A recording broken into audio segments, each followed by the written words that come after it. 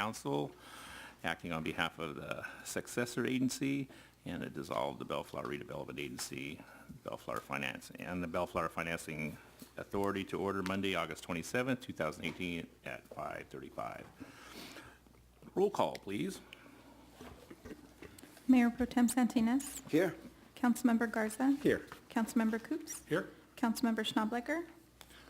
Let the record reflect that Ron Schnableger is present. Okay. Mayor Dutton. Here. Thank you. That work, Mr. Attorney?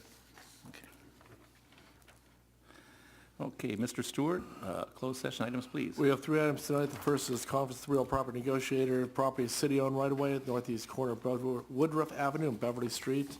City-owned right-of-way at the north terminus of Palo Verde Avenue, south of 91 Freeway, and as 10500 Flora Vista Street, southeast corner of Carruthers Park. Negotiators are myself and Mark Hudler with Bulletin Displays under negotiation price and terms of payment. Item B is conference with real property negotiator. Property is 9443 Artesia Boulevard is the item under discussion. Agent of the negotiator is myself. Property negotiator is George Atkinson of Boggs Property Management. Price and terms of payment again.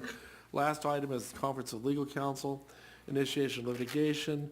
Number of cases 1. And the potential property below, but voluntary disclosure: Joseph B. Brazil, Phyllis Brazil, Does 1 through 12, 14712 Cerritos Avenue, Bellflower, California, 90706.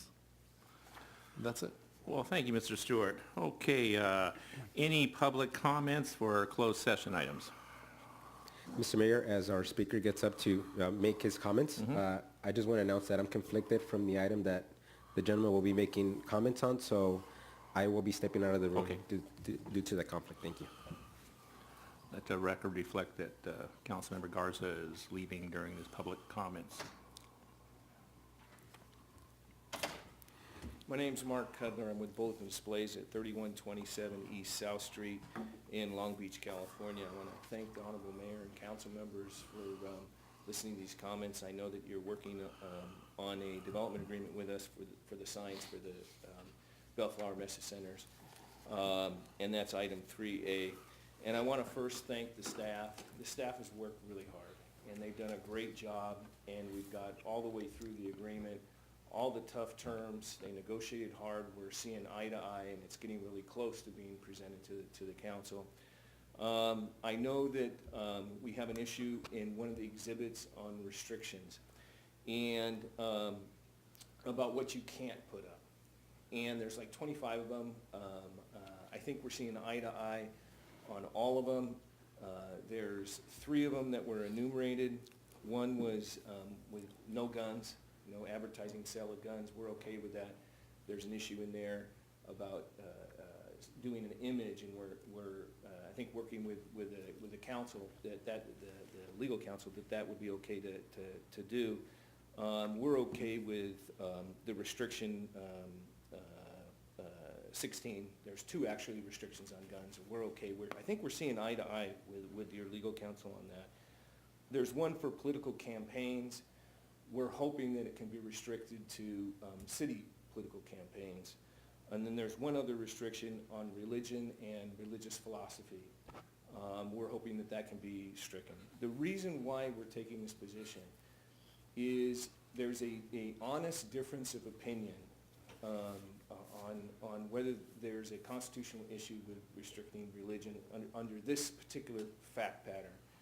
Our company's come to the conclusion that we can't do that, and that if we can limit it to the campaigns or just the city campaigns, that would limit the exposure.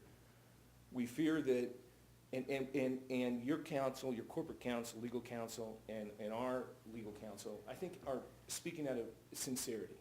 There's always a difference in opinion, legal opinion, and we're evaluating the cost of potential someone coming and suing us as we represent these boards and say, no, you can't say, come to my church. Then we would have our legal counsel pay, we would have the city have to pay that, and we would have to pay the fees of the plaintiff if they win. If we prevail, we still have to pay the city and our legal counsel. So we're asking that if we indemnify all cities for our signs. If a bolt drops, if copy is up there and someone sues over the copy, we indemnify the city. Same thing in this agreement. The one thing we're asking for is under this restrictions of things we cannot advertise, that there's no indemnity of the city or of us towards the city or the city towards us. And that we just face those if someone comes. I think most of them, like I said, we're in total agreement with the staff and legal counsel that we can do. So we cannot, and I want to come today for one purpose, to let you know that we're very sincere about finishing this agreement and doing this project. I know other people have told you it's not possible. I think we've worked with staff to show that it is possible. But we're having a problem of having that exposure. So if you in closed session decide, okay, we'll allow the restriction on religion not to be in part of the restrictions, or we'll tighten up on the campaign to just city, we'll go forward with the agreement. But it is out of sincerity. It's not out of playing games or anything like that. I think your corporate counsel is very sincere in his opinion, and I think we are too. And it's just about a judgment call on what we have to do. Law libraries are built on one attorney always being wrong, and we're just trying to figure it out. And as these things in these cases are so expensive, we're talking about if you lose millions of dollars in attorney's fees to pay and potentially the risk of the signs. So I have to, as the president of the company, be very careful on what I do. We're very good. In 25 years, we haven't had any problem with churches. They're usually saying, come to my church. We've had one that wanted to say something offensive. I talked him into saying something positive about it. But as we've talked with staff, that might not always be the case. You can have a zealot out there, and we have to deal with it. I think it's easier to deal with it without being forced into a constitutional battle. But like I said, I think you guys are very sincere, and I just wanted to let you know that we are too, and it's something that we fear could really financially hurt us and hurt our entire company, and that's what we can't do, so I'm stuck. And that's what I wanted to be able to convey to you tonight, and I appreciate the time, and I appreciate the opportunity. I hope we can do I got a question. Yes.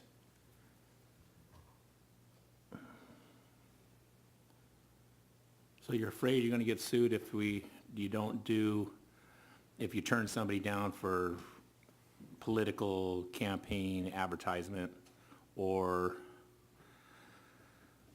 religious type of advertisement, if the city and staff is asking to have no content of those items at all, right? Is that Yes. the direction that they're asking? Yes, without speaking on the behalf of legal counsel, I'm sure he'll give you great advice. He believes that that you can withstand that. Our legal counsel says we will not be able to withstand that and be subject to a successful lawsuit be brought against us.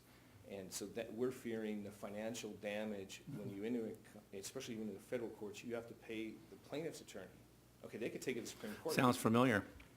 Doesn't that sound familiar, guys? Okay. Yeah, so we understand that. We we've understand it by the heard- tune of, Okay, think how scared I am now 1.6. on that. But we've heard, and justifiably so, and you're trying to move through that minefield of having ability to generate revenue, having good communication and ability of good speech. But freedom of speech is freedom of speech. And so we're trying to balance it too, but I can't negatively impact. If I get hit with a $5 million damages with attorney's fees and everything, that's going to rock our company. It will rock anybody, rock the city. We think we can control it.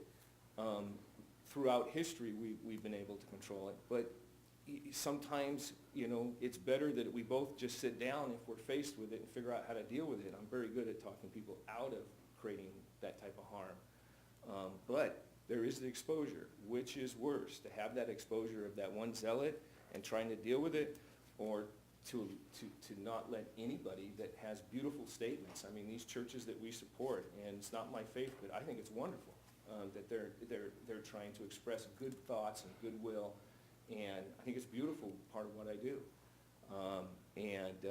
But that's my point. Is you're absolutely right. It's the fear of the financial tagging on our company of doing something that I'm not even making money. These are things that I cannot advertise. I'm responsible if I put up a Coca-Cola ad that for whatever reason has something really offensive, and I can't imagine what, but let's say there's some type of liability trade, they infringe on someone's, copyright or something. I'm responsible for that, and I'm not shying away from that.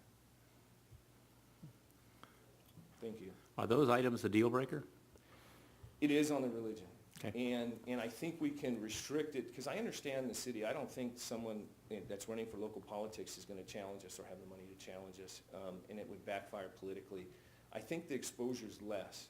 Doesn't mean that there's not a constitutional challenge there. I think the exposure is less. If it's a big national political campaign, I don't know how, it would,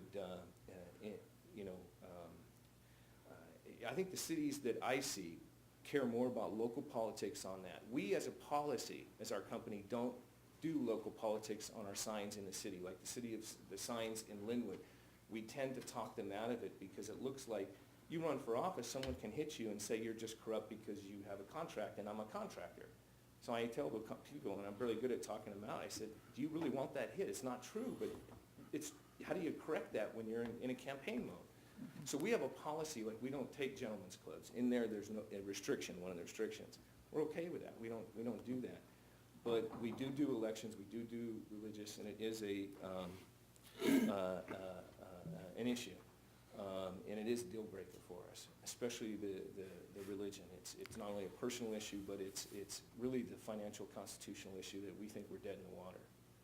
Based on the analysis, we've looked at what we're really appreciative of the city attorney telling us his thoughts, and our guy told him his thoughts, and I think we worked really well together. We just have an honest difference.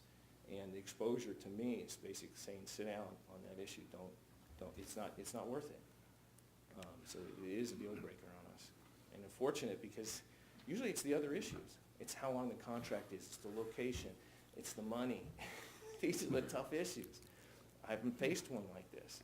I don't have any contract with that type of restriction in it. So I know I'm taking up a lot of time. So Any questions, my colleagues? Yeah, so, we're new at this, as you know. This is our first stab at doing what you offer. But you've done this in other cities, I'm sure. yes, a lot. So you've crafted agreements with cities that work for the city and work for you. Right. So when you came to Bellflower, expecting to have the same kind of success, our staff says, wait a minute, we have these concerns. And that's where Yes. the disconnect occurs. Yeah. Usually in most cities, there's three things that are the three sins. Tobacco, but that's not an issue. They had a national consent decree. We're not allowed. No, by that takes care of settlement. that, yeah. There's gentlemen's clubs or anything adult. Your restriction goes further. Some cities go further, but it's usually right around that thing. And alcohol. And some cities that even put alcohol later give it up because they see we're doing Chivas and we're not doing stuff. But usually those are the three that are in. I don't have any agreements that have a lot more than that.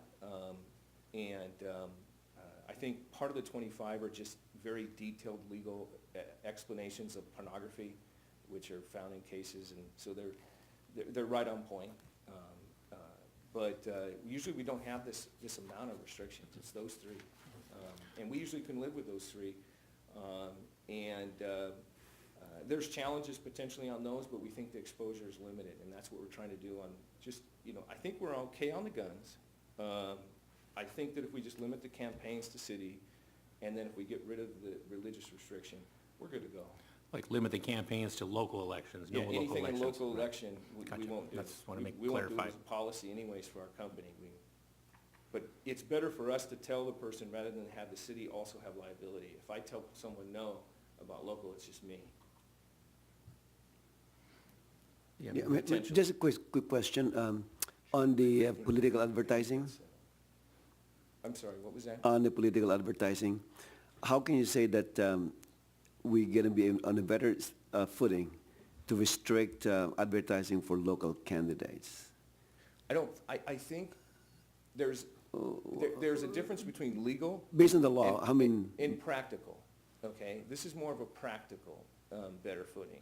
I think you're on the same bad legal footing, but practically, I don't think that a local candidate, when we say, look, we're trying to stay out of local politics, we're a contractor, we have a contract with the city, they would have to engage me and upset the community that they're causing the city attorney to start billing and get an unfair advantage over the other candidates. I think practically, the candidate would be really hard pressed to file a lawsuit. I think the risk is less because of practicality, not because of legality. I think legality. So it's still not based on the law. We can still get sued and get a judgment against us and That's- against you. That's my opinion. The city attorney has the opposite Okay. opinion. Okay. I think I got something to add to that. There's no pro bono organizations that sue like there would be in the religious or whatever. No, I'm just talking about between the national politics and local politics, you know. I've heard other city attorneys get up at council meetings and explain that same thing. That's where I went. They would ask, are these 3 restrictions totally defensible? And he says, once we agree to them, we're not going to sue, because if I did, I wouldn't get a contract in the next city because I'd welched on a deal. And so he was explaining the practicality versus the legality. I think by limiting it, our company would be acceptable to that risk. And so I'm trying to work as hard as I can to figure a middle ground. I think we did on the guns. I think we did on the entire contract. I mean, you think about it, we're stuck on the last exhibit. We almost got through. So, Well, being a closed session item, this has all just been presented Yes. now from you. You got the first Yeah. stab at it. Right. Now we're going to go in the back room and hear all the things that we don't know. and watch me get shredded. Well, no, but you got to understand, we're kind of sitting like deer in the headlights right now. You are. But I appreciate it very much, and my main point, once again, was to let you know, we have an honest difference of opinion, but it's sincere, both sides. And we're trying, and I think we've done a wonderful job, and I think the staff has done a wonderful job on this. Yeah, I'm going to ask a question to the city attorney because it's in front of here, it's being recorded or whatever, and I know as I would ask it in closed session. We're asking, why would somebody sue the billboard operator for content that the city told them not to put up there? You want me to answer this in open session? We can do it in the I back. guess that's a no. Yeah. That's why you have Okay. closed session. Okay. Yeah. Thank you. Thank you. All right. Not seeing anybody else, we'll adjourn to closed session.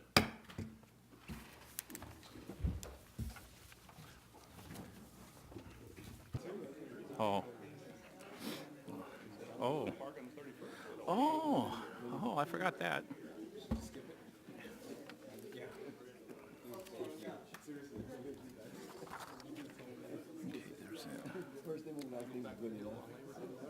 Yeah, by myself.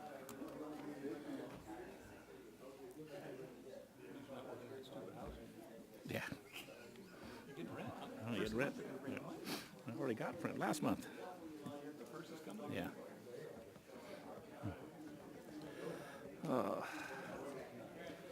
Okay. Okay. I'd like to call the regular meeting of the Bellflower City Council on behalf of the successor agency to dissolve the Bellflower Redevelopment Agency and the Bellflower Finance and Authority to order Monday, August 27, 2018 at 7 o'clock. And do we, Mr. Mike in the back, we're not getting the audio. Want to check the audio guy? Yeah, I thought it wasn't. Thank you. Test, test. Okay. There you go. Thank you, Mr. Audio Fairy.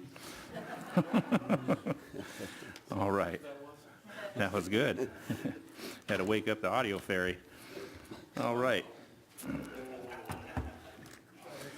We just reconvened from closed session, and there's no reportable action. And with that, may we have roll call, please? Mayor Pro Tem Santinez. Here. Councilmember Garza. Here. Councilmember Coops. Here. Councilmember Schnablecker. Here. Mayor Dutton. Here.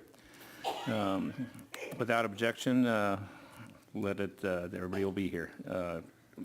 Can I have everybody rise for the invocation led by Councilmember Juan Garza and the Pledge of Allegiance by Lynn Gorecki, our Public Works Director. Will you bow your head as we pray? Dear Lord, we thank you for the opportunity to come and gather together this evening. We ask for your hand of blessing on this meeting. We ask that you would guide and direct our meeting so that it is full of wisdom, productivity, and respect for one another. Thank you for helping us accomplish our work and our goals this day for our beloved city. In your name we pray. Amen. Place your right hand over your heart, address the flag, and repeat after me.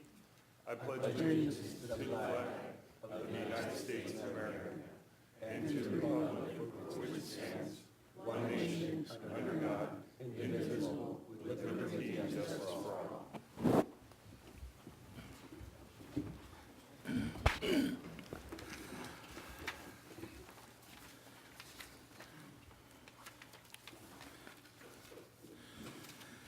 Okay, we have city announcements is next. The November 6, 2018 general municipal election has been canceled due to no more candidates than offices being elected.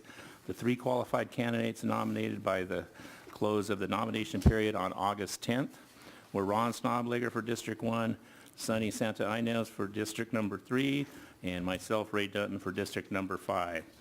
Way to go, guys. Yeah. The appointments of the nominated candidates have been confirmed by the general municipal election being canceled. However, Bellflower voters will still have state and county measures to vote on November 6, 2018 at the general election conducted by the Los Angeles County Register Recorder Clerk County Office. Please visit www.lavote.net. For more information regarding these measures, or if you have any questions regarding the November election, please contact the City Clerk's Office, 804-1424, extension 2271, or by the email of cclerk@bellflower.org. Mayor Pro Tem Sonny Santa Inez, what do you got? Thank you, Mr. Mayor. The temporary valet service in downtown Bellflower began last Thursday, August 23rd. As word spreads around downtown Bellflower's great businesses and atmosphere, the need for more parking is increasing. And I just want to point out that all along, when we were trying to bring business to Bellflower, we knew that parking is going to be an issue. And we said back then that parking is a good problem to solve. And here we are. We're trying to solve this parking issue. So the city, in that regard, is proactively considering ways to improve the downtown parking experience to accommodate this growing demand. The city will test one parking solution by permitting public valet service in the city parking lot located east of Bellflower Boulevard between Oak Street and Belmont Street. This valet service will be operating Thursday to Saturday from 5 p.m. to midnight and on Sunday from 10 a.m. to 6 p.m. The last day of service will be September 2nd, and then the city will evaluate the program. And I just want to kind of conclude my remarks that this is part of the growing pains in the city, and I'm sure that everyone will appreciate that more business and less parking is better. And let me assure you that the city is working on solutions, different solutions, to address this parking situation. Not only the valet service, we're also building the parking structure right opposite the main event center. So please bear with us as we go through this growing pains in the city. So that's all I have, Mr. Mayor. Thank you, Mayor Pro Tem Sonny Santa Inez. Councilmember Juan Garza. Thank you, Mr. Mayor. Did you know there are paint night events every Wednesday in downtown Bellflower? Grab your paintbrushes and head down to Calaveras Mexican Restaurant on Wednesday evenings to get creative. Calaveras Mexican Restaurant is located at 16530 Bellflower Boulevard. The restaurant manager has decided to team up with artist Stacy Fury for a night filled with food and fun. Tickets are limited and can be purchased at a discount for $22 per person. There's a 2-ticket purchase minimum. Each ticket includes all materials and instruction. Food and beverages are not included. For more information, please visit www.calaveras.la, and I'll spell that. It's KALAVERAS.LA. Thank you, Mr. Mayor. Thank you, Mr. Garza. Councilmember Ron Snobligger. Thank you, Mr. Mayor. The annual car show, which is hosted by the Bellflower and the Noon Lions, is scheduled for this Saturday, September 29th at 12:18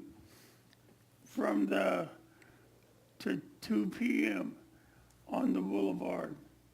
The event will be included 20 different trophy categories, live music, live raffles, family fun, and more. To enter, contact www.bellflowercarshow.com. Thank you, Mr. Snobleger. Councilmember Dan Coops. Ron read that perfect. He just put a word "this" in there, and that's not this Saturday. It's the 29th of September. Everything else just read perfect. 29th. Yeah. Anyway, the next, and if I know some of you here tonight, we're going to talk about parking, and as you can hear, Sonny is our parking expert, and so he'll be able to. Thank you, sir. We drew straws as to who was going to read that.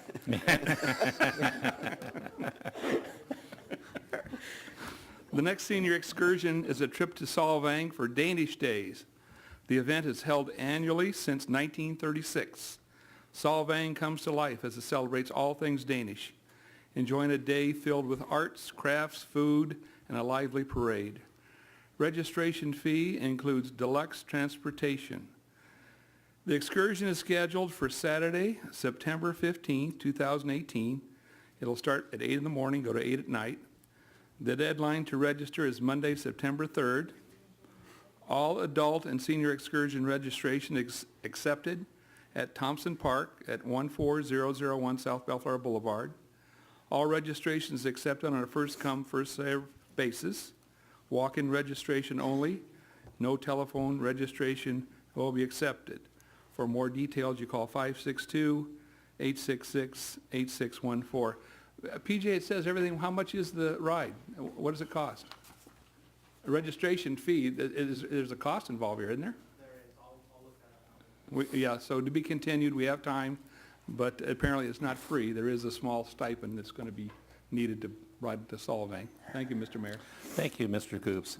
Item 10, public comments. Mr. Stewart. This is the time set aside for the public to address the city council on matters not listed on the agenda. Anyone wishing to address the city council should come to the podium, be recognized by the mayor, and state your name for the record. If you wish to address the city council on an agenda item, you may do so by approaching the podium as we review that particular item. You'll be given a reasonable amount of time to address the city council. Thank you, Mr. Stewart. Okay, now's the time to come up and talk about anything the public wants to talk about that's not on the agenda. Two things. A couple things. Are we how far we are going as far as becoming a charter city? It's not going in on the ballot this year. Haven't started anything like that. Yeah. Because I know we were talking about that. We got In the hallways maybe, but that's it.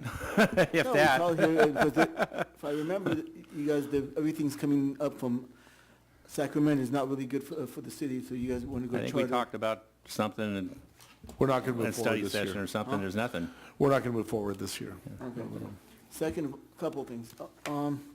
The liquid fraction and the GeoPeer, we talked at that special meeting. The what? The liquid fraction and the GeoPeer for the parking structure, is that? I don't know are they nothing about that because I was in close. I didn't go to that meeting because I had to recuse myself. Yeah. The council gave us direction to go forward with additional engineering on that and to get a peer review on the engineering, and we are moving forward with those two items Okay, right now. so it takes a while before that? We should know something in the next 2 weeks. Okay, thank you. By the way, Ron, it's nice to see you here, twice in a row. Thank Looking you. better. Thank you very much. Thank you. Anybody else? Hello. Marla Mitchell. Good evening. Bellflower Chamber of Commerce. Larry Weehage, Bellflower Chamber of Commerce. Tomorrow morning, we are going to have our first monthly mingle. Everyone is invited. It's going to be from 9 o'clock till 10 o'clock in the morning. We'll have free coffee. We'll have free donuts. I'm a retired cop. You got to have donuts. We will have other snacks. and we'll talk about things that people want to discuss regarding the city, whatever they want to talk about. We're just trying to make the downtown area and other parts of Bellflower as user-friendly as possible, and we're here to help. Okay. I also want to welcome Bellflower Chambers, our new president, and Larry has already made some wonderful changes if you check out our website and the exciting things that we have moving forward. We have 2 new members, Risk Fitness Center, which is on the corner of Oak and Bellflower Boulevard. We're going to do the ribbon cutting this Thursday at 4 p.m. So we're inviting all to come out for that. They specialize in judicial, martial arts, fitness, wellness, MMA, and kid classes, so it brings some excitement to our boulevard for our kids. Also, last week, to piggyback on our Councilman Garza made mention of Liberty Utilities, and Councilman Coops mentioned about us working closely together, and I reached out to them because they are a member of the Bellflower Chamber of Commerce, and I found out some more exciting news that they have. Coming up on Saturday, September 8th, 2018. They're having a free rainwater harvesting class and a rain barrel demonstration. They're in conjunction with rainbarrelsinternational.com, and they are giving a $55 rebate on a $65 rain barrel. So you actually spend $10. So for those who are members of Liberty's Utility, and they are all entitled to receive this rebate. Thank you very much. Thank you. Did you say the meet and greet mingle was at the Bellflower Chamber office? Yes. On Yes. Bellflower Boulevard? Yes. Okay. Tomorrow morning, 9 o'clock. How do you get the rain barrel home?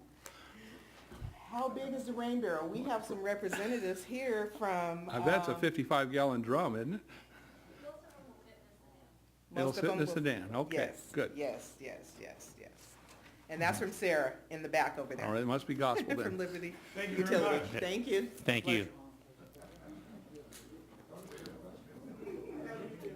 And while we're transitioning, Mr. Mayor, if you don't mind, I'd like to thank Liberty for responding to our request for more, participation in the community. We look forward to hearing more about your events and seeing you more of our events as well. Thank you, Mr. Mayor. Thank you. Good evening. My name is James Gunter, and I'm with the Bellflower Long Beach Elks. And a couple things we just wanted to discuss: parking. Mr. Inez, how are you? Good. You came to our lodge. It's Santa Ines, by the way. Santa Inez. There you go. Thank Yes, you. sir. Sunny. You came to our lodge a couple of years ago, before you guys built the townhomes before us, behind us, just east of the Bellflower Lodge there, 16426 Bellflower Boulevard. At that time, you mentioned the things to be built. The townhomes came, there was statements that they wouldn't disrupt the parking in that lot. They did. Like as of Sunday morning, there's 15 cars parked in that lot daily from the townhomes.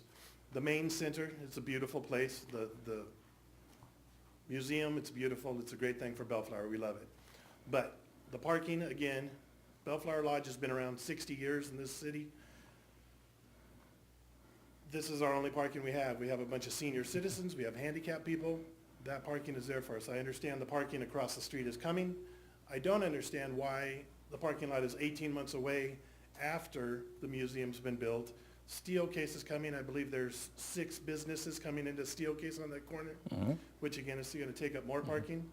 Again, I'm assuming before the parking structure's built on the Yeah. corner. Oh, yeah. Oh, yeah. So Parking is again- going to get worse before it gets better. Okay, so again, that highly affects the Bellflower Elks Lodge. Again, we have 250 members, and in that spot, I understand there's parking across the street, there's parking in other places, but again, we make money by our events. So far in the last 10 months, we've lost money because parking issues since the main event center came. We're losing money, so hopefully we can hold on for 2 years before the parking problem gets taken care of, so. Right. And have you been at this Elks Lodge for quite some time? 6 years that I've 6 been years. there, 5 years at Lakewood, so. Do you remember what this Bellflower Boulevard was like 18 years ago? Yeah, I grew up in Bellflower. I was born and raised in Bellflower. You know what I'm talking about? Yes, sir. Would you And say it's that we're doing a great, better we're job if we growing. look at the Bellflower Boulevard as a whole? Yes, except Okay. for parking issues where, again. Which is growing pains, yes. So, Which 8 years ago I said it'd be great if we ever had a parking problem. And we do. Now we have to fix it because we had to fix a lot of broken things before we got here. but again. And I mean, apologize for your situation, but things take time and you have to do them in little stages and that's kind So of, again, parking to fix after we build was the right thing, or? well, you may not have had, what comes first, the chicken or the egg kind of a thing. Do you bring business, you bring walking traffic down? It's a little more science of a downtown, of the energy level and everything that comes. Do you build the parking lots first with nothing and then bring the businesses? I mean, I don't know. Okay. I mean, there's no perfect way to do things. Yes, sir. Yeah. All right. But we do hear you loud and clear. Yep. And do you have any comments on the valet service that was there? I thought that's what we're really going to talk about. The valet Yeah. service, again, I don't know if it's good or bad. Again, we have a parking slot right Yeah. across the street, which we use. The Uh-huh. valet service is charging $5 to park there. Uh-huh. I don't know how many people are in turn not gonna pay $5 and they're gonna go. We park don't know. across the That's why street. it's a pilot program. So that takes up more. Yeah. So, Yeah. go ahead. Thank you. Yeah. Thank you, James. Evening. Good My evening, name's sir. Mike Naples. I'm the Exalted Ruler from Bellflower, Long Beach, 888 Lodge. I'd like to talk about the parking. As you know, last year, you guys disrupted the parking behind us, which disrupted one of our major functions that we have on a weekly basis, which is our bingo operation, which brings money in, and that money goes back to the city of Bellflower in programs that we put on for the kids, for the families, and things like that. We lost 22% of our patrons because of that parking structure. You started this new temporary parking here last week. First thing about it, we had never gotten any advance notice that I know of at our lodge that you were going to put on this 2-week temporary parking. Can you address that as maybe why you Yeah, didn't let send a me- letter out or anything like that? Can I ask, because I believe there was multiple notices and knocking on doors for months prior. So let's Yeah, hear it it. was all hand-delivered to all the tenants on Bellflower Boulevard. Flyers were handed out, maps were handed out showing where all the free parking was, or is, and so What about the Elks Lodge? Elks Lodge was included in that. But do you know who you may have given these to? Because as the Exalted Ruler, I usually get all correspondence. I receive nothing. I will ask Yeah. staff, but Do we you know we Bill spent time Pendleton? there. Huh? You know Bill Pendleton? Bill Pendleton. Do you want me to give you an answer or not? Yeah, do you know him? Yes, I do. Because he I've been talking, pretty active. I think he's been talking to most of us up here through this whole thing, and he knew about it. No, he did not. He met no. with staff last week. He met with staff last week in anticipation of the Wow. valet service so that we could make arrangements with him for special parking accommodations for your Okay, breakfast. but you just said that you gave notices out months ago. Oh, it wasn't months ago. It was probably 3 to 4 weeks ago. I Okay. think we received the map on Monday. We received the literature on Monday of last week, and it started That was the following, so. that was Well, the anyway- second time. Anyway, yeah. beside the point, I'm just saying that it would be nice maybe if you mailed notices to our lodge, because we get mail every day from different people. That way I would know that it would get to our lodge.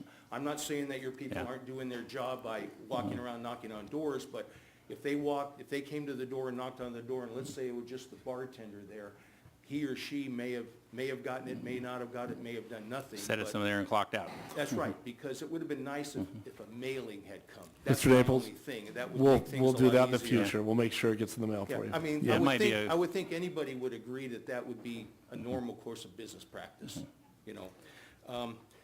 With the finding out about the temporary parking, we took it upon ourselves to notify our patrons for bingo that they may have to park across the street and pay to play the bingo.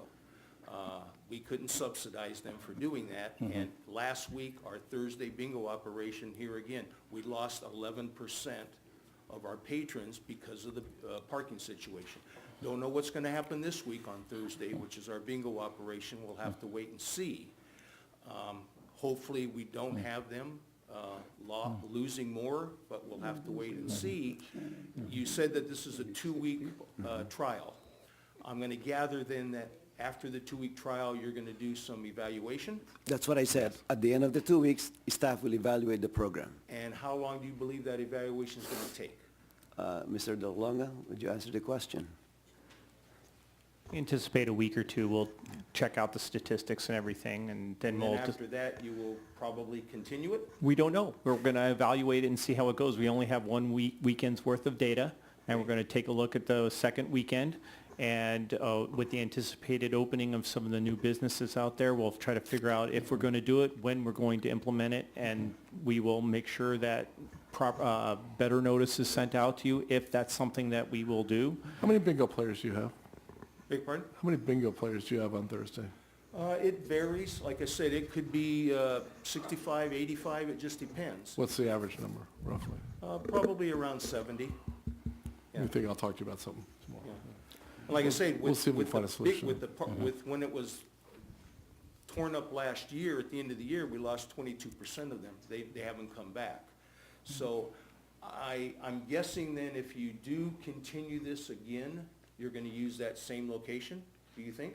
Probably because of the ease of access to that location, but we also are looking at, is Thursday a good night to have it? Was it worth having it on Thursday, on Sunday? Friday and Saturday nights are usually the busy nights on the boulevard, so that's some of the things that we'll be looking at, and if it's even worth having it on Thursday nights for us. Okay, because that, like I say, that's our bingo operation. Because I know that you've got parking west of Bellflower, behind the other businesses that are west of Bellflower there. To me, that looks like a lot more available parking to put a valet service over there than right across the parking lot from our facility. Does that make sense? It does to a point, yes. There's plenty of parking there, but like I said, the access and the ability to run a valet operation works better in the parking lot behind, between Jim, Oak and Belmont. We'll get back to him. I Okay. want to talk to him about different solutions. Okay. Yeah. Because you've also got the parking structure here that you could valet back and forth. So, I mean, it's impacting our lodge, and as Mr. Gunter mentioned, we have a lot of senior citizens, and it's not easy for them to get around. So anything we can do to improve the parking, obviously, we want to improve the whole city. We want to bring businesses into the city, and consequently, you need parking to do it. I'm just thinking that hopefully before you build the Taj Mahal parking structure over there, which is going to be, what, 18 months, 24 months, you think, roughly? You know, figure out a way to, ease the problem that we're incurring. And I got to think other businesses on that same boulevard are going to incur them too. So that's Like all, I'd like to see that. Anything you could do would be helpful. Like I said, Mr. Thank you. Naples, it's going to get a little worse before it gets better. And I Absolutely. want to know, your Elks Lodge has been wonderful through these growing pains up, now, and I understand. And what you had to put up with the museum and the event center getting built, we have to hand it to you. You were a very good neighbor to let that happen and move on. One more question, if Yes. I can. Are you guys in charge of the catering business that's above the museum? Yes. We're not in charge of them. They're contracted out. Contracted out. We put on events. We rent our lodge on Saturdays and different days for events. I'm guessing they do the same thing Right. there.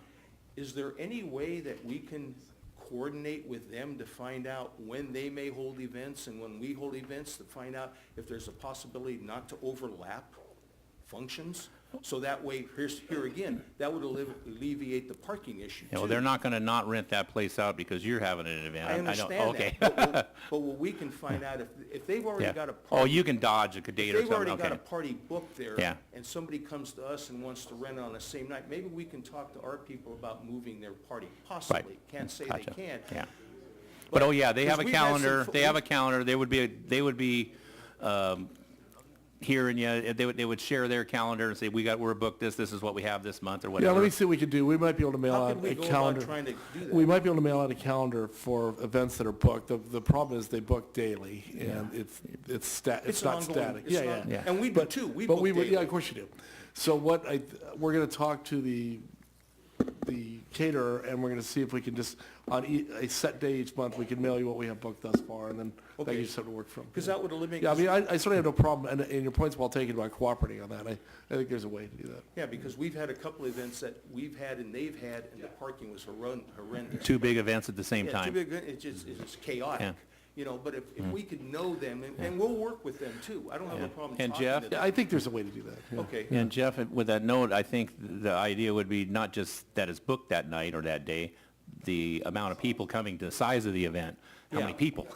You got 300 people coming, we know it's gonna be slammed. We Yeah. get that, but I think there's a way to work Yeah. that through. Because like I Yeah. say, And it wouldn't be a problem booking a 100 people event over there and a 100 people event at your place. That would be okay. I will tell you, I know that every weekend day in September is booked for something, so that's the part I do know thus far. every weekend Yeah, in as far- September? Yeah, the weekdays are filling, but the weekend days I do know are booked, so I don't know the For numbers yet. September. Yeah. Because we have a couple of events already booked for Saturdays in September also. See what I can do if I get you a schedule on that soon. That would be Yeah. appreciative. Okay, thank you, people. Thank you, Mr. Naples. Anybody else?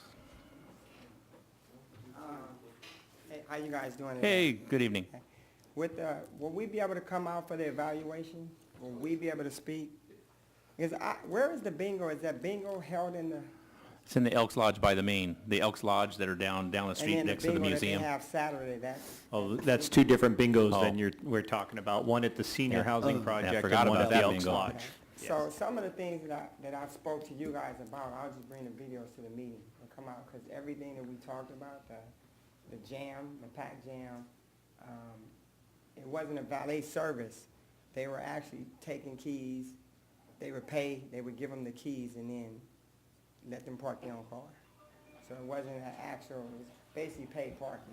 Well, some people were requesting that they park their own cars, and so being that it was the first weekend that we were doing it, they were being a little more accommodating to some of the people that were coming in. Yeah, so I'll Yeah, talk we'll to do you the guys after evalu- meeting, and we'll take all that. Yeah, we'll do the evaluation, and then we were gonna have another meeting if we were gonna continue this. You know, for us, we lost about $1,800 just in Saturday and Sunday. So I took a lot of videos, and we have some pictures, and I'll bring it out to them.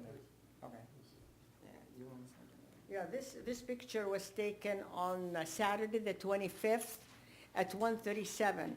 The parking lot in front of Hambone's was packed, all from the bingo across the street. We know you guys, could you state, I know it's keen and handy, could you state your name for the record? Oh, So, yeah. Leila Jirius, Yes. yes.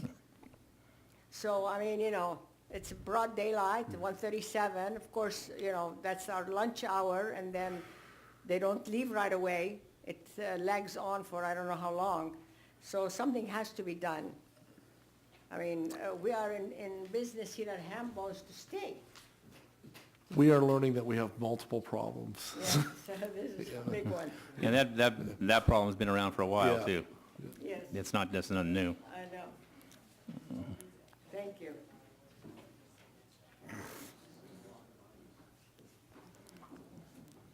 Hey, Keenan, can I ask a question? Yeah. So during because I guess, was the valet lot full? No. Well, Or nobody- Thursday is pretty much a waste of time. Nighttime, the problem is not at night.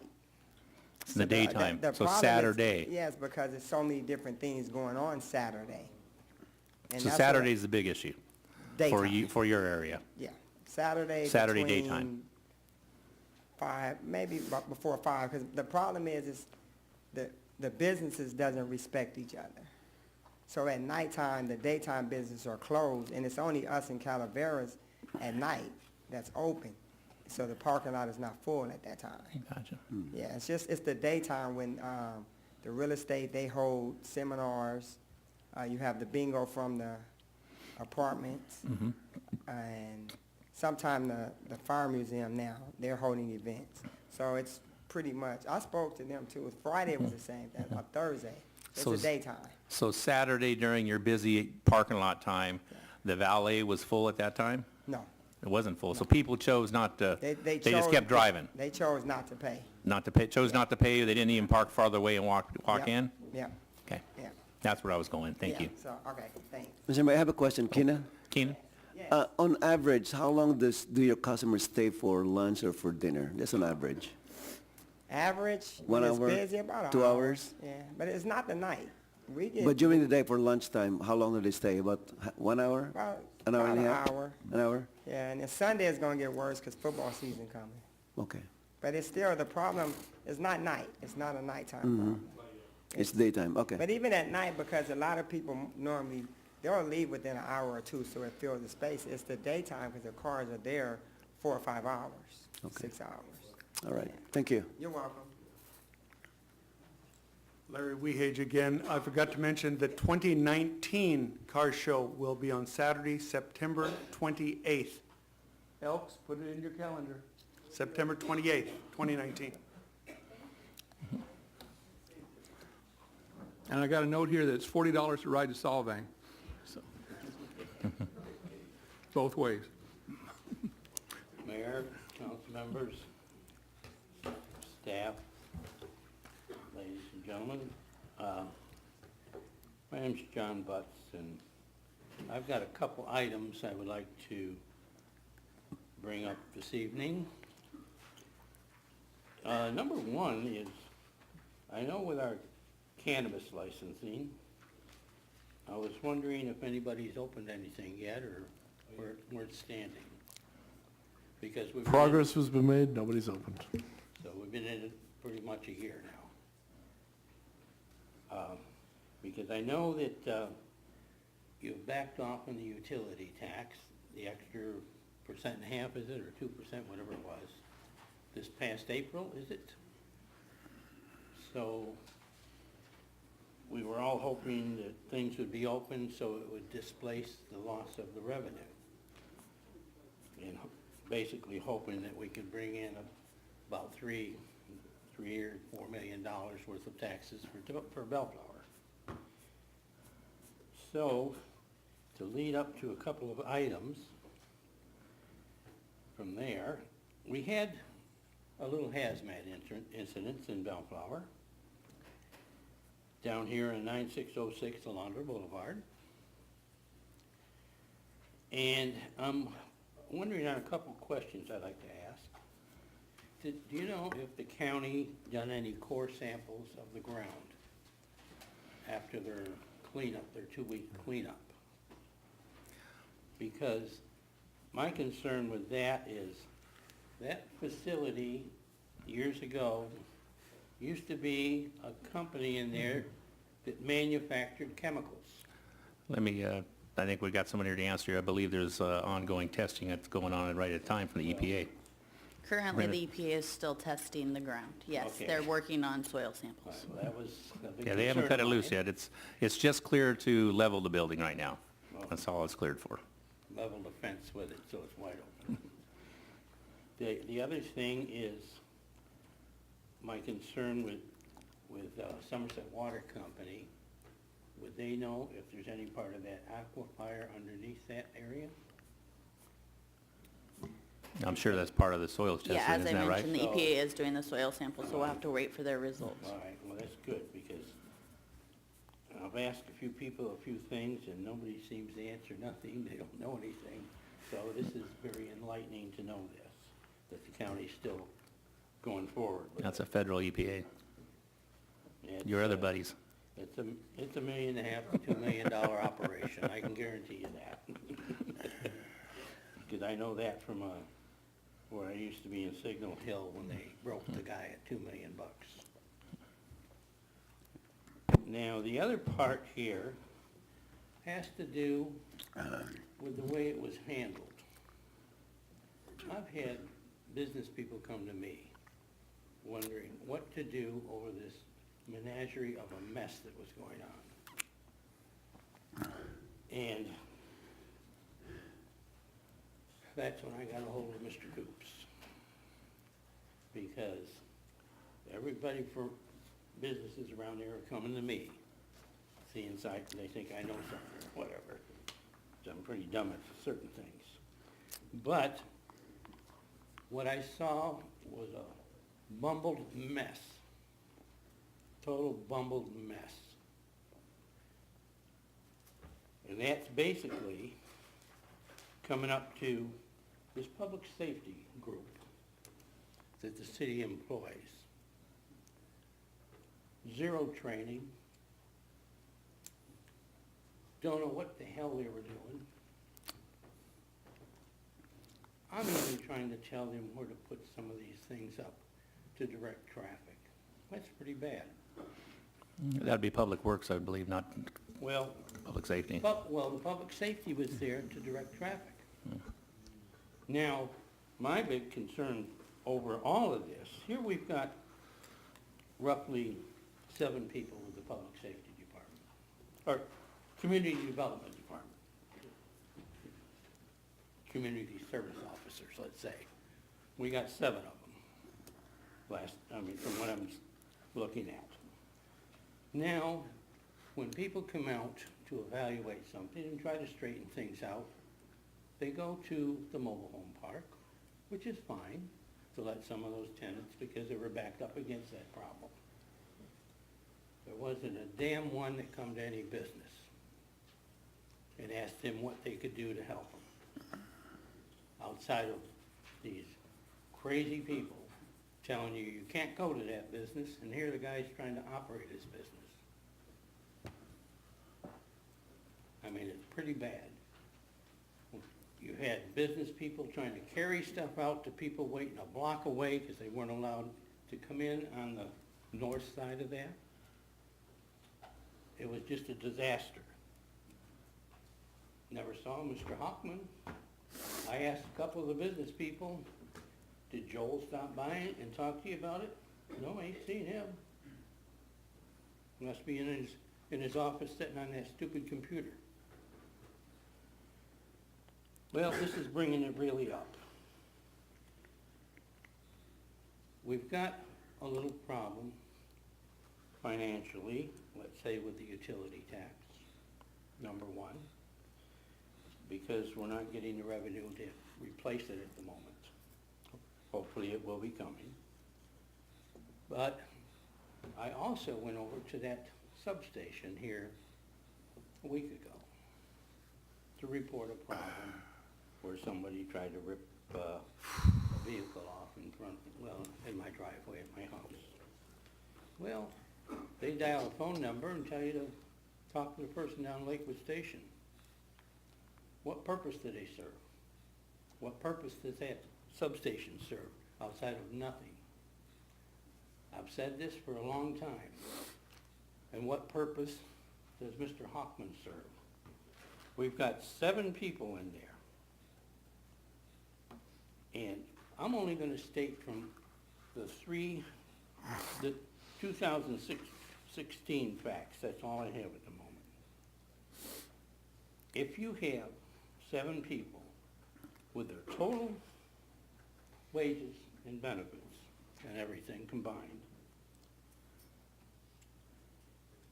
for just a little over $340,000, that's the city's cost. Then you got one person in there directing them over $200,000. Something's wrong with this whole system. We got a guy chasing the street sweeper around at $40 an hour. What a slap in the face. When you take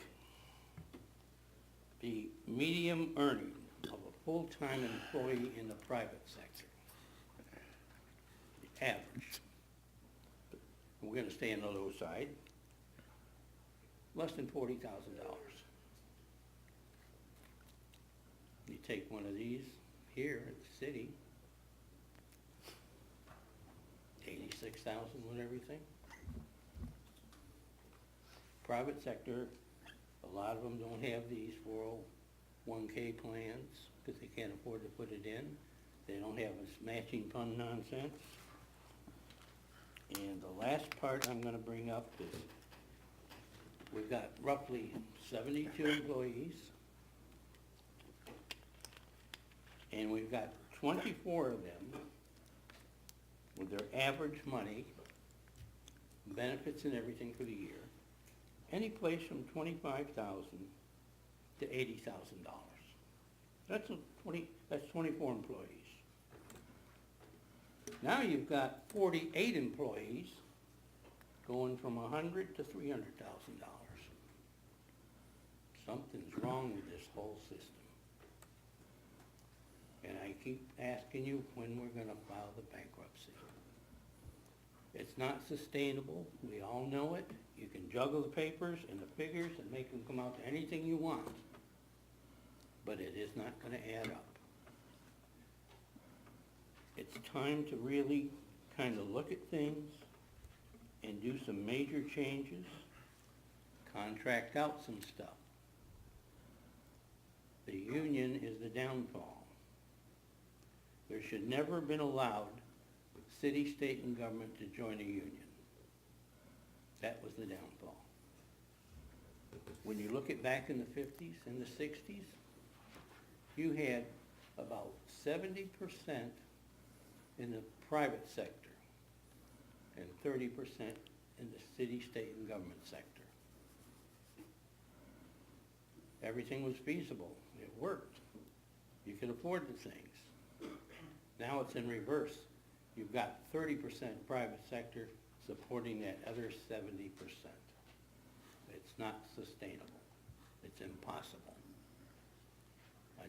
So this is the things I wanted to bring up tonight. I don't mean to hurt anybody's feelings, but when you look at these numbers and you look at things, it's a disaster. And unfortunately, the majority of these people aren't aware of it because they've never really looked at it. A business person's aware of it, an employee is not. An employee could care less. The business person is the one that has all the shoulders. And so I would like to see you at least try to look at a few things and maybe make some adjustments. Thank you. Thank you, John. Anybody else wishing to come forward and speak? Good evening, Honorable Mayor, City Council, City Staff. My name is Robin Snow, and I'm from Stonebridge Funeral and Cremation Services.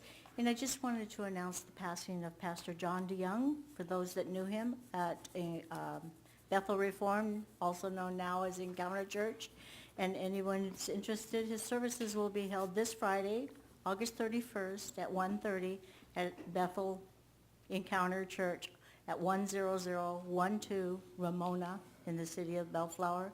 And he was a wonderful man who was around this city for many, many years and was the pastor over at Bethel for many years. So I just thought if anybody would like to attend the services, they will be on this Friday at 1:30.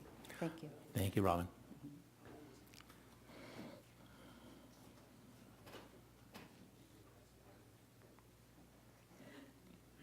Good evening, Mr. Mayor, council members. Good evening. Can you pull that mic forward? Pull the mic closer to your mouth. Thank you. Okay. I just have two things. First of all, on September 19th, the main event center will be having another Eco-Rapid meeting. I'm hoping that by then you will have made arrangements to make it so that we will be able to hear what is being said at this next meeting. So I would like to remind you of that, and please, please, do it so that we can hear what's going on. It's really hard to sit there and try to stretch your ears.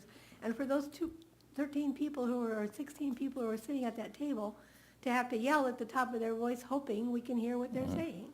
Yeah. Would you like me to respond, or you want to ask Len? You're closer, because I just know it's going to be fixed. Yes. Okay. We are making headway. We've hired a consultant, and I think that we can solve the problems temporarily with the Eco-Rapid meeting as well. So Okay, thank great. Christina for me, yeah. Okay. And So- thank you for bringing that up. You're welcome. I will continue to do so if necessary, but hopefully we will have it fixed and everybody will be happy. So, and then I was looking at the warrant register on the agenda, and I have a question. Can you tell me what issue Joe Gonzalez was paid $2,500 to advocate for? Mr. Joe Stewart? Gonzalez has paid a stipend monthly of $2,500, and it's been that, it's gone up $500 in the last 20 years. It started at $2,000 back in the early 80s, and has carried on until now with a minimal increase over time. There is no specific issue Mr. Gonzalez works on daily, but I will tell you that Mr. Gonzalez was very instrumental and saving the city about $500,000 on advice given on working with the DOF on land sales. So, and, I mean, and the council will tell you, I've been a doubter for a while, but he earned more than his share over the last several years just on that single transaction with the Department of Finance and our negotiations with them. So there is a value. They're very effective when we call upon them to be effective, and it's basically just a nice safeguard to have when we need it. Okay, Yeah. that's fine. I was just wanting to know. It's like an 'cause insurance payment. Advocacy has a lot of different branches, and, It doesn't. so- It's actually, it's a family firm, and it's Joe Gonzalez is the mentor. It's his son and his 2 grandsons that run the firm, and their sole clients are cities and dairies, and that's all they represent in Sacramento, so it's still a family firm, and they're still very effective when we need them, like I said, on issues when we do need them, and it's really a matter of us accessing them than vice versa, so. Okay, Yeah. thank you. All right, that's it, thank you. I'll Thank put you my so name on much. here. Anybody else wishing to speak on a non-agenda item? Not seeing any, we're going to move on.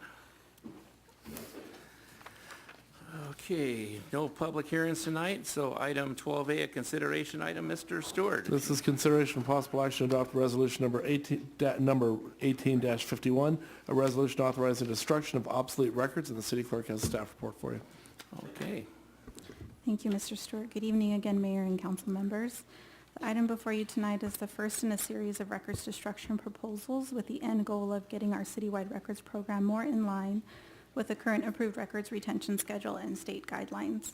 Because it's been some time since the last citywide destruction completed in 2010, there is a bit of a backlog of records that are currently eligible for destruction. I've decided to take a series approach to this project until we can get an annual destruction schedule that is more manageable on an annual basis. The current proposal includes records maintained by the city clerk's office. Subsequent proposals will include records maintained by other departments, taking 1 or 2 departments at a time depending on the amount of records identified.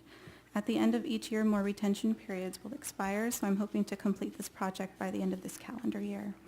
All of the records identified on tonight's agenda item listed on Exhibit A have been vetted out by me, the city attorney, and the city manager as being eligible and cleared for destruction. The recommendation for this item is to adopt resolution number 1851, approving the destruction of records listed on Exhibit A. That concludes my report. I'd be happy to answer any questions. Thank you. Any questions of staff at this time? Yeah, Colleagues? Mr. Mayor, just to Yes. clarify, Ms. Ochiki, so the last citywide records destruction was in 2010? Yes, that's correct. So after this, so your plan is from this point on, it's going to be an annual destruction, right? Yes, I'd like to get us on an annual schedule to destroy records at the beginning of each year and amend the retention schedule at the end of each year if necessary. Okay, so following the records retention plan that you have it laid out here? That's correct. Okay. And by the way, this is a very thick report, so Yes, it when will is. this be destroyed? The report will actually be kept permanently, but the records listed destroyed. Thank you, Mr. Mayor. Well, just think of how many boxes and boxes. Each one of those lines has got to be a box of paper. Well, just the listing Yeah, alone. I mean, It's geez, thick. I feel sorry for the guy who has to carry those to the truck. Anyway, All right. any other comments from council? Any public comments about this? Not seeing any. What is your pleasure, guys? Mr. Mayor. Oh, Every department, does that mean also public safety, or just that's? no, records. We're talking about old records. Oh, yeah, but does the public safety also have old records? Ultimately, yes, it would include all the departments. All departments, yeah. Mr. Mayor, I'd like to make a motion for the City Council of City of Bellflower to adopt Resolution 18-51. Second. Got a motion on the floor and by Mayor Pro Tem Sonny Santinez and a second by Councilmember Juan Garza. Call roll, please. Mayor Pro Tem Santinez. Aye. Councilmember Garza. Aye. Councilmember Coops. Aye. Councilmember Schnablecker. Aye. Mayor Dutton. Aye. Okay, and we have no consideration items tonight and consent calendar. Are there any items that the council members wish to pull or separate for separate discussion or Yeah, considered or conflicts? Mr. Mayor, I'd like to pull item 14F 14F. Oh, I'm excuse me, 14E. Excuse me, 14E, that's easy to fix, make an F into an E. Yeah. For my notes. Thank you. Mr. Garza, you good? I'm good. Mr. Snodlager, you good? I'm good. Everybody's good, okay. Mr. Mayor, I do want to point out that there is a supplement to item 14F.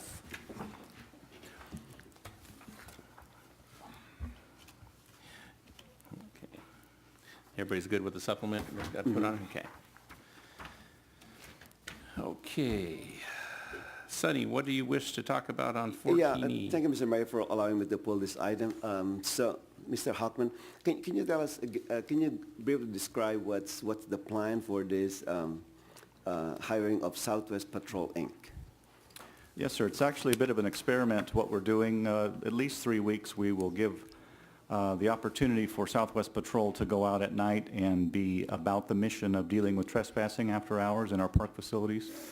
We looked at a few companies, some of which don't do patrol, they just do fixed posts. This particular firm came highly recommended.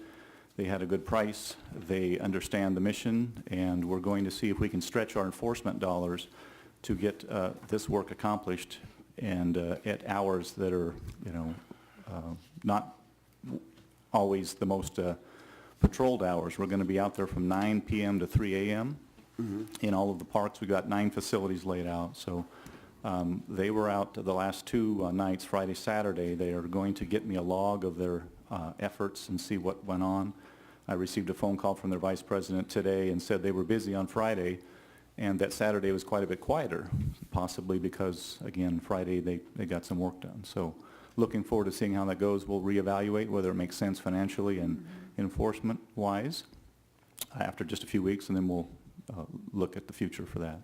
Yeah, in the staff report, you mentioned about deploying 3 6-hour shifts per week. So how will they be deployed? Are they going to be individuals, or are they going to be in tandem, or? Right, each shift is just an individual car, one armed personnel. Okay. And that's their business model, is to use armed personnel and one officer per. So we'll see how that works. They felt confident that they could do it, and they've done this with other districts and other areas in Southern California. And so, like I say, just an experiment. So the nights will vary depending on what maybe the problems are identified as being the most likely. All right, so if they encounter someone who's not supposed to be at the park after it's closed, so what's their course of action? Well, they will get them to leave, and if they don't cooperate, then it's a call to the sheriff. But I haven't seen the log yet, but I don't think there was any calls over the weekend. So they can be persuasive. They're very squared away with their vehicles, their uniforms, their presence. And so we're going to just see if they are able to enforce the municipal code laws basically with influence, without citations. They don't have that ability for us, but we're going to, again, see if their command presence can be enough and the threat of sheriffs coming enough to get the people to move on. Will they carry guns? Yes. They would, okay. So if they encounter someone, the scenario is for them to, and then if the person is not cooperative, they're supposed to call the sheriff? That's correct. Okay. So do you anticipate that because of the additional costs we are incurring, is there money in the budget for this? To pay for We're actually, the money's budgeted. We're taking some of the enforcement dollars used for overtime for sheriff's personnel and using it for this purpose because we can do 2x or 3x the amount of time with the same amount of money. So that's one of the motivations to save. The other motivation is to, think of it this way, that their highest calling, their highest mission will be to do this exact task. And if they do it often enough and they're motivated to do that often enough, then we have way more coverage to augment the sheriff's services who are being called to do other things in the middle of the night. So it's a way to stretch enforcement dollars that are already budgeted. Okay, that's good. Basically, you answered my next question. There's going to be savings from the sheriff's department, so that's good. Correct. Okay, that's all I have. Thank you so much. Thank you. With that note, I had a question also, and our requirement is only $1 million liability coverage? Yeah, that's policy for standard. That is, you're hiring an armed security guard that we want to be indemnified, and if there's something that goes bad, and they only have $1 million, and guess where insurance comes, where they come after that, when that $1 million goes quick. Yeah. It's a great idea and as a pilot program or whatever, but I think we really need to look at the exposure risk of the insurance. I mean, I really, you know, I have more than that and I got cars. It just doesn't seem like much, or is that the general feeling of the industry? I don't know. Well, what is JPIA's requirement on that? Did we talk to the JPIA? What's that? No, it's more or less a standard agreement, a standard amount that we've used, but if you'd like us to take another look at it, we certainly can.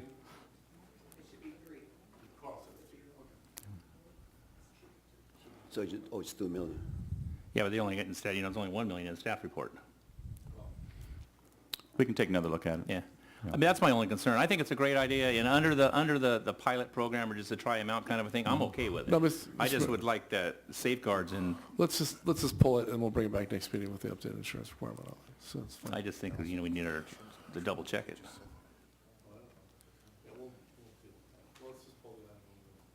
We'll pull that and bring it back next meeting. I guess I'm really pulling it now. I guess so.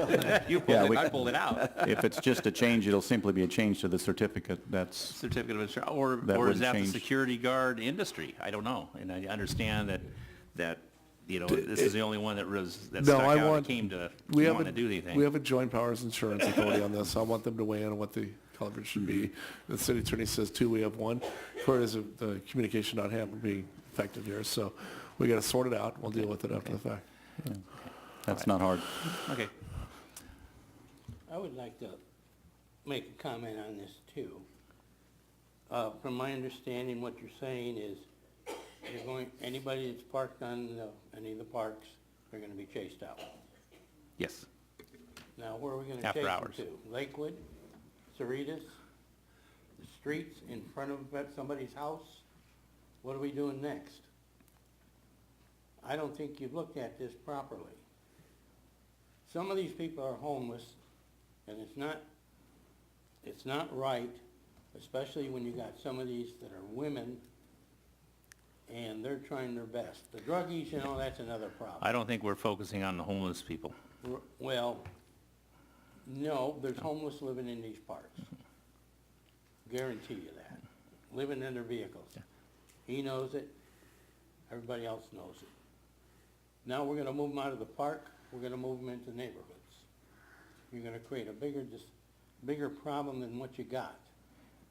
To me, if I'm going to do something, I would try to put some sort of porta potty thing out there and let these people in a certain area of the park, because it's the main park you're in, use that for the night or whatever, but you're going to have to let us have our park back during the day or something.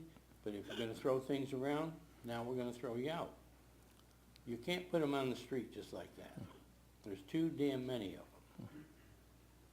So to do this the way you're talking about it, Mr. Hockman, I think you're a cruel son of a bitch. That's not called for, John. Mr. Mayor, Mr. Mayor. Mr. Hockman? No, I don't. The sheriff is already patrolling at. That's correct. Yeah, We're the just sheriff's looking to- already there. We're looking to Every night augment, goes, it yeah. checks all our parks, checks all our chains, is that correct? We're looking to augment the patrol, Yes, not take they're the already place. there. And we are looking at youths out there doing no good, drugs in the park with younger kids. Is that that's really what the vandalism? Right. There's a whole variety of issues, and That's a variety of sometimes, issues. Not to say that there is some transient population there too. Probably. But it's a bigger problem than just that. Mr. Garza? Just a quick point, Mr. Mayor, that we do have children in the room, so I'd like to remind everyone that we do have children, so please hold a decorum. Thank you, Mr. Mayor. Yes, Peter. I have a question. Don't we also have cameras at parks? How is that being used at night, or they don't really capture too much? Mr. Hockman? Right, we've got cameras at the 3 main parks. They do operate, but at night they might be pointed in a direction that wouldn't capture the entire park. They're actively used during the day by park staff, so it's not an end-all, be-all. Okay. about increasing the quality of the lighting. So it's much better than it used to, but by making it light at the park a lot more. Yeah, neighbors might have issues with a lot of light at the park at night. So it's not a bad idea. It's just every idea comes with a good and a bad side, you know. And what, do you catch people like having sex in the park? Because I know that. You know what I'm saying? Because I've had it on my street, usually in the car. Okay. We're talking about security guards here in We're the park. well beyond the discussion of Yeah. the item at hand. Okay, sorry about that. Sorry. Okay, I'll entertain a motion to Thanks, Sonny. approve the I open the the consent Pandora's calendar box here. with item 14E pulled. So moved. Second. We got a motion on the floor by Juan Garza and a second by Sonny Santa Ynez. Without objection, that'll be the order.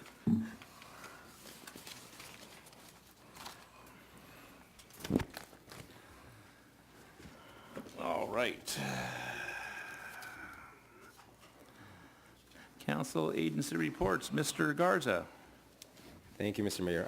It's going to be a little bit, so if you don't mind just indulging me. First of all, I'd like to welcome my family, my wife and my children. It's the first meeting I think they come here since the day that I was sworn in, so I just wanted to welcome them. I also... Thank you. Where's your eldest? He's in school right now. Oh, okay. All right. So I also like to thank the Parks and Rec staff that we have here in our city.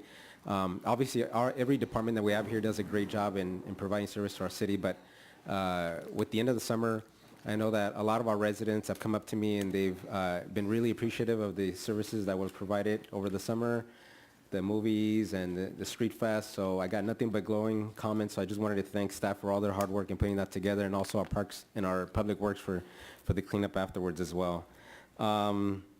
I also wanted to report that on the 15th of August, City Manager Stewart and I attended the monthly Contract Cities meeting. It was a good event over at the Arboretum in Arcadia that I think all of us have been to at one point or another. The sheriff was there. It was really well attended. I'm not sure if Mr. Stewart has anything else to add on that, but Just that. I thought that was a good meeting. So, and the other thing I wanted to talk or just mention is this past last week on Thursday, on the 23rd, I was installed. I think I reported I was going to be installed as the vice president, the incoming vice president for the LA division of the League of Cities, League of California Cities. I know Councilmember Coops is there. I thought it was a really nice event that was hosted by the city of Palos Verdes Estates. Rolling Hills Estates. Was it Palo Verde? It's Palos Verdes Estates. Yeah. Where we sitting, because the mayor was up there talking about Rolling Hills, wasn't it? Is the golf course in their town? I think so, yeah. Yeah. Yeah. They all share that golf course. Is that what it was? They all took possession of it. Yeah. That's why. They all host their stuff there, yeah. So it was a really nice event. I thought the president of the California League of Cities came down and was part of the event. But one of the things that I wanted to mention in there was that as we were walking around and we were talking to people, Councilmember Coops and I, some of the people that we met were obviously staff from Palo Verdes Estates themselves. And so we met some of the city staff. We also met some of the electeds there. And so I don't know if Councilmember Coops got this, but every person that I met from Palos Verdes Estates there made it a point to be respectfully happy for us, but I think it was a little ting of jealousy of the fact that one of our new staff members here in our city comes from their city, and she was a really well-respected and esteemed employee of that city. So with that, I don't think we've done this, but I'd like to welcome our new Director of Planning and Building Services, Elizabeth Corpus, is right over there. So nothing but glowing reviews on Ms. Corpus, so thank you for being part of our city. And then, I'm almost done, two more things. The other thing I wanted to mention was some of our residents recently received a survey as part of the city's ongoing, what is it, the survey, How are we Community doing? survey. the community survey. Yep. Thank you. And private sector, it's a customer service. So the community survey, some of the residents that are probably in this room and are probably looking at us over on TV or over the internet received the survey. Not every resident received it. It was randomly done But one of the, some of the questions in there have to do with the homelessness issue. And I know that once the survey is completed, we're going to get the results of not only homelessness issues, but every other type of services that the city provides. But I wanted to talk about, specifically about the homeless issue, because I was speaking with a resident recently, and I think sometimes we in government take for granted that I think we expect that everyone knows what we know, right? But that's not what the reality. And in talking with this resident, that's what I found out is that, and I wanted to clarify that if the perception out there is that the city itself, that we are receiving Measure H funds, and for those of you that don't know, Measure H funds are the homelessness funds that were approved by the voters last March, so almost a year and a half ago now. So every time you purchase something, part of your sales taxes go to Measure H. And Measure H is compiling all these funds, and they're being directed towards a department of the county that is responsible for administering those funds and coming up with ways of addressing the homelessness issue that we're all noticing and feeling the impact of. So I think the perception that I found from this resident was that we as a city were receiving these funds. And so I wanted to clarify that we as a city are not receiving these funds. These funds are going to the county. So there was a question in that survey that asked if you would like, how you felt about those funds being directed, how the residents felt about general fund monies being used for homelessness services. So that's a valid question. It's a good question. But in light of the fact that these Measure H funds are going to the county, they're not coming to us, I wanted to clarify that, again, we are not receiving those funds. The county is receiving those funds. So I just wanted to point that out for misinformation purposes. If anybody has any questions, please ask us. But again, I wanted to clarify, we are not receiving those funds here in the city. And then lastly, Mr. Mayor, I'd like to ask for a special adjournment today. I'd like to ask that our meeting be adjourned in the memory of Ms. Miriam Minanet Tolson, who is the sister of Pastor Moshe Kanan of By the Book Ministry on Clark Avenue here in Bellflower. Miriam, also known as Little Miriam, was born on June 29, 1955 in Birmingham, Alabama to James Alexander and Miriam Alexander. Miriam passed away on August 7, 2018 at the age of 63.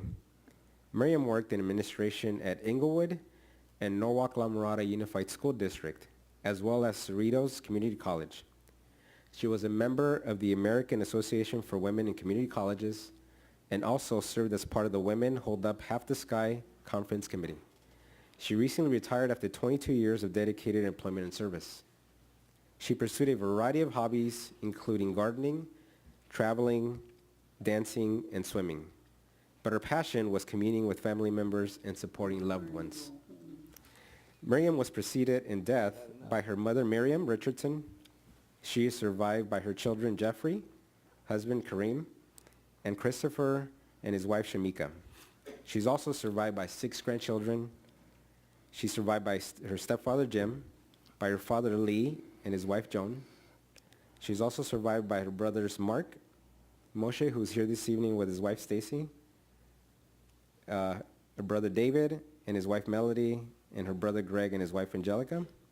She's survived by uncles Dr. John West and his wife Sue, and her uncle Ben Alexander, and numerous cousins, nieces, nephews, and godchildren. Our deepest sympathies and heartfelt condolences go out to the entire Tolson Kanan family. Thank you. Thank you, Mr. Mayor. Thank you. Yeah, Mr. Coops. Oh, thank you, Mr. Mayor. So I want to first thank that we see here our good friend and colleague, Ron Schnauberger, is with us tonight and answered a prayer to have him back on the dais. So I want to... And he wrote me a little note that says, keep it short because I want to go home. Be able to work with these gentlemen here, and Juan was elected to a very prestigious position as Vice President of the League of Cities, and I watched that being sworn in. That's 86 member cities, and he's going to be the president next year. And to have the confidence of the constituency of Bellflower to allowed us to stay together, that there was no election, that everybody said, let's let them continue with their work. What a truly great item that was this past week. So that's all I have, Mr. Mayor. I'm proud to be part of this group. I'm proud of the accomplishments that we have made individually and collectively, and I'm glad that Ron's back with us. Thank you. Well, thank you. With that said, Ron Smugler, you got any comments? Well, I'm glad to be back, even though I had a few hiccups in my speech. That's gonna be the way it is for a little while. And I'm just tickled to be back. And we're tickled to have you. We missed you dearly. And Mr. Inez. Thank you, Mr. Mayor. I just want to piggyback on Councilman Garza's comment on the community survey, because I received some complaints from some residents that we don't want to hear from them because some people did not get the survey.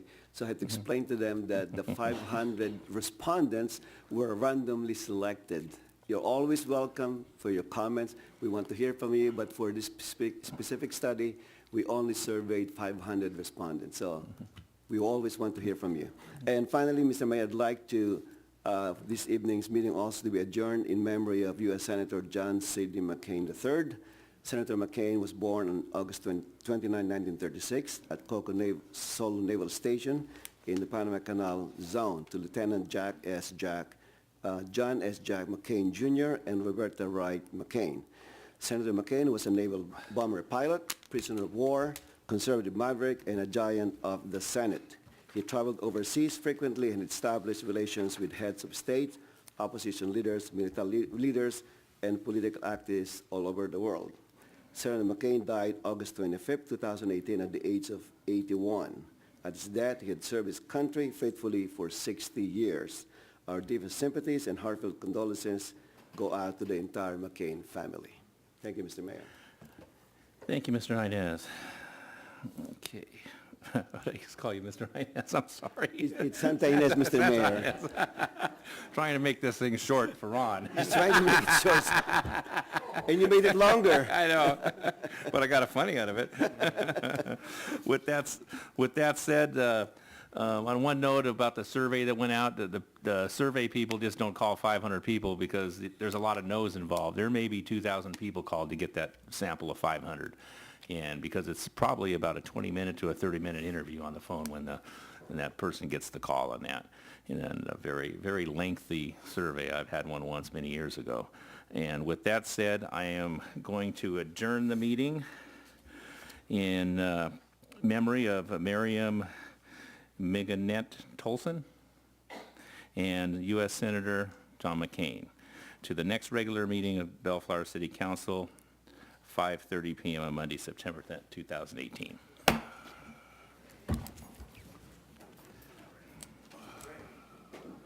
survey was emailed. What, huh? It was email only. Oh, now they're emailed? I wonder how many emails they had to send. 500 random registered voters. Well, yeah, but I mean, they send out that many emails, but they're only going to get so many back. So emails, they got to probably send out 10,000.